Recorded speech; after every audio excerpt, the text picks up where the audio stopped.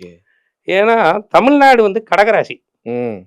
அது எப்படி தமிழ்நாட கடகராசின்னு சொல்றோம் அதான். அப்படின்னா, கடகம் அப்படின்னா என்ன? நண்டு நண்டு வடிவம். ஆமா. ஆ. தமிழர்களுக்கு வேற யாருமே எதிரி கிடையாது. நாம தான் நமக்கு எதிரி. ஒரு கபாலில படத்துல அதான் நான் ஒரு படத்துல ரஜினிகாந்தே சொல்லுவாரு. சொல்லுவேன். கபாலில சொல்லுவேன். இந்த நண்டு வந்து என்ன பண்ணும்? ஒரு நண்ட புடிச்சு இழுத்து இழுத்து விடும். கீழ தள்ளி விட்டுரும். அதே மாரி தான்.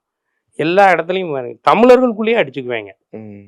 வெவ்வேறு விதமான விஷயங்கள ஆமா, சொல்லி மலையாளிஸ்ட்ட இருக்க ஒருத்தருமா கூட தமிழர்கள்ட்ட கிடையாது. கேலிஸ்ன்னு மட்டும் இல்லைங்க. ம். வெவ்வேறு ஸ்டேட்ல இருக்கக்கூடிய இது.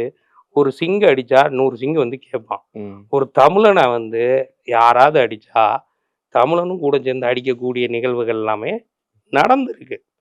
இப்போ நாலா பக்கமும் அடி வாங்கக்கூடிய நபர்கள் யாருன்னு பார்த்தீங்கன்னா, நம்ம ஆளுங்க தான். ஆமா. வேற யாரும் கிடையாது. இந்த சைடுல இருந்து இங்க ஒரு இங்க பிரச்சனை வரும். கர்நாடகால தண்ணிக்கே அடி வாங்குவேன். ஆ. இங்க முல்லை பெரியாறுல அடி கேரளாட்ட வாங்குவேன்.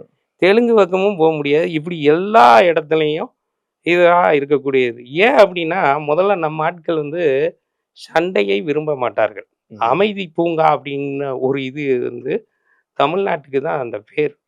ஏன்னா, வந்தாரை வாழ வைக்கும் தமிழகம்னே தமிழகம். சொல்லுவாங்க. ஆமா.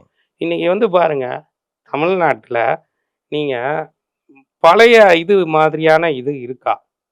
இந்த அமைதி பூங்காங்கிறதே கிடையாது. பூங்காவும் கிடையாது, அமைதியும் கிடையாது. இங்க வந்து பார்த்தீங்கன்னா, தினசரி பார்த்தீங்கன்னா, தினத்தந்தி எடுத்து பார்த்தீங்கன்னாலே தெரியும். மத்த எந்த இத விட இப்ப சமீபத்தில நாங்குநேரியில இரட்டை கொலை ம். அப்படின்னு சொல்லி ஒரு இது வந்து ஆமா. பாரு ஆமா. பெண்களுக்கு பாதுகாப்பு இல்லைன்னு சொல்லி ஒரு பக்கம் அது ஒரு சைடு போயிட்டு இருக்கு. ம். இந்த 5 ஆண்டுல பார்த்தீங்கன்னா, ஏகப்பட்ட மாதிரியான விஷயங்கள் நடந்துட்டு தான் இருக்குது. ம். காரணம் கிரகங்கள் தான்.